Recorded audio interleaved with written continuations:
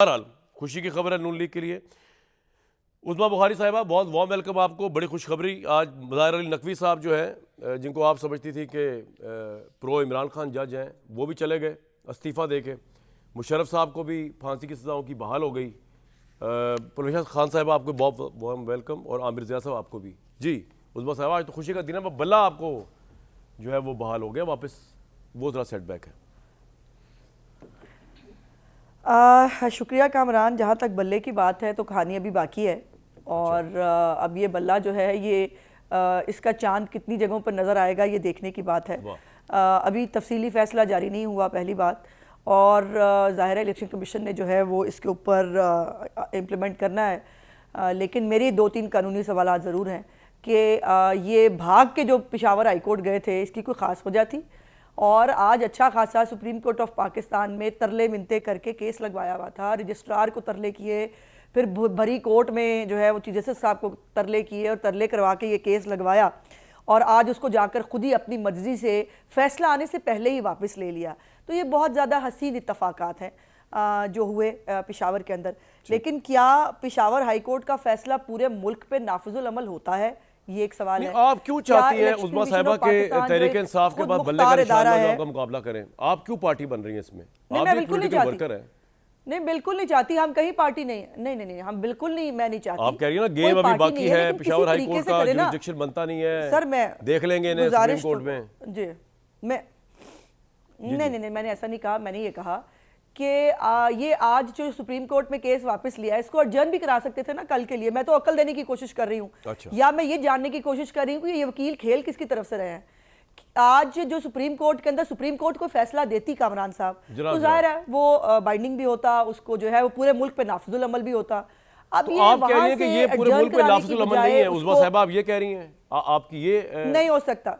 नहीं जी, बिल्कुल मैं बिल्कुल समझती हूँ कि इलेक्शन कमीशन एक आजाद और खुदमुख्तार इदारा है। उसका वो खैबर पख्तूनख्वा की हद तक तो शायद पेशावर हाई कोर्ट की जुरिसडिक्शन बनती है, उससे ऊपर की जुरिसडिक्शन उनकी बनती नहीं है, पहली बात। दूसरी बात, जो आपने हमें कहा कि हमारे लिए बहुत खुशी की खबर है, हमारे लिए नहीं, पाकिस्तान के आइन के लिए और इंसाफ पसंद लोगों के लिए खुशी की खबर है। और वो इसलिए कि ये हम तो नहीं, मुज़ाहिर अली नकवी साहब को हम तो जो कहते थे, क्यों कहते थे, क्या उनकी ऑडियोज नहीं आई हुई थी? जी जी बिल्कुल, वो परवेज लाई साहब भाग भाग के उनके घर जा रहे थे, उनके घर जा रहे थे, फिर वो कहते थे केस भी वहीं लगवा लो, फिर वो कुछ ट्रकों शरकों की भी बातें होती थी। जी फवाद चौधरी साहब के साथ जो अलैज्ड ऑडियोज में ट्रकों की बात भी हुई है। और एग्जैक्टली मैं जरा एक ऑडियो सुनवा दूं, एक मिनट, मैं जरा उस्मा साहिबा एक ऑडियो सुनवा दूं भैया। अगर चौथी वाली ऑडियो जो है, जो मुबैना तौर पर फवाद चौधरी साहब की और उनके भाई की ऑडियो है, जो दूसरे फैसल साहब है, हम पहले वो अगर सुनवा दें, जो नकवी साहब के हवाले से बात की जा रही, बड़ी डेरोगेटरी है कि सुप्रीम कोर्ट के एक जज के मुतालिक इस तरह की गुफ्तगू हो रही है। सुनवाएं जी।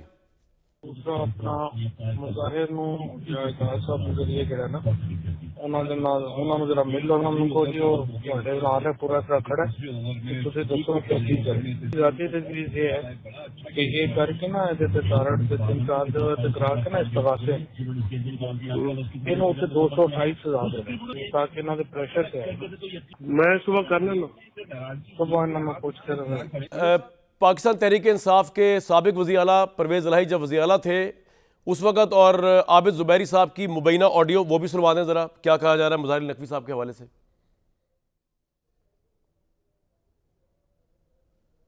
अच्छा सर, एक काम और है सर। अब वो परसों जो 14 तारीख को डोगर का भी केस लगा हुआ है बेंच में दोबारा सर, उसमें भी नकवी साहब हैं, तो वो गुलाम मोहम्मद डोगर जो सर सीसीपीओ का केस कर रहा था ना सर, आपका जो सीसीपीओ था वो भी लगा हुआ है सर परसों, क्योंकि देखिए आप क्यों नेचुरल हटा दिए गए, उनको तो रिप्लेस कर दिया, लेकिन केस अभी भी है सर, परसों लगा हुआ है 14 को सर। चलो मैं जस्टिस रिटायर्ड शाइक उस्मानी साहब हमारे साथ मौजूद है कुछ लम्हों के लिए। सर बात ये चल रही है कि पेशावर हाई कोर्ट का जो फैसला है जिसमें बल्ले का निशान दे दिया गया है तहरीक इंसाफ को, कहा यह जा रहा है कि पेशावर हाई कोर्ट की जुरिसडिक्शन सिर्फ पेशावर तक है।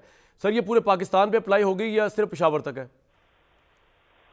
देखिए ये बड़ा डाउटफुल मामला है, क्योंकि इलेक्शन कमीशन जो है वो एक फेडरल अदारा है। अच्छा। जिसका बेस इस्लामाबाद में है। तो अगर कोई अपील फाइल करनी होती है तो वो इस्लामाबाद हाई कोर्ट में उसकी जुरिसडिक्शन होती है। तो पेशावर हाई कोर्ट में फाइल करने का तो मुझे जवाब समझ नहीं आई, सिवाय इसके कि जो माजी में जो चीज़ें होती रही हैं, मसलन पीटीआई खास तौर से उसको इस्लामाबाद हाई कोर्ट पे कोई खास वो फेथ नहीं है जी। तो इस वजह से वो करती है। तो इस वजह से शायद उन्होंने पेशावर में किया था।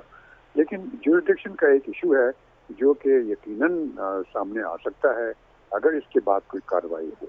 सर, अगर सुप्रीम कोर्ट में चैलेंज करेगा इलेक्शन कमीशन तब ये मामला आगे बढ़ेगा, अदरवाइज आपको लगता है कि अगर सुप्रीम कोर्ट चैलेंज नहीं करता इलेक्शन कमीशन तो फिर ये बल्ले का निशान देना पड़ेगा उनको, ये बात है इस तरह? जी जी, अगर तो सुप्रीम कोर्ट में चैलेंज नहीं करता, एक जुडिशल डिसीजन हो गया, अगर वो चैलेंज नहीं होता तो फिर उस सूरत में तो उनको बल्ले का निशान वापस मिल जाएगा, क्योंकि अब टाइम भी तो बहुत कम है। मेरे ख्याल में कल या परसों जी 13 तारीख को सर फाइनल होनी। जी हाँ। अच्छा सर, मुझे काइंडली आपकी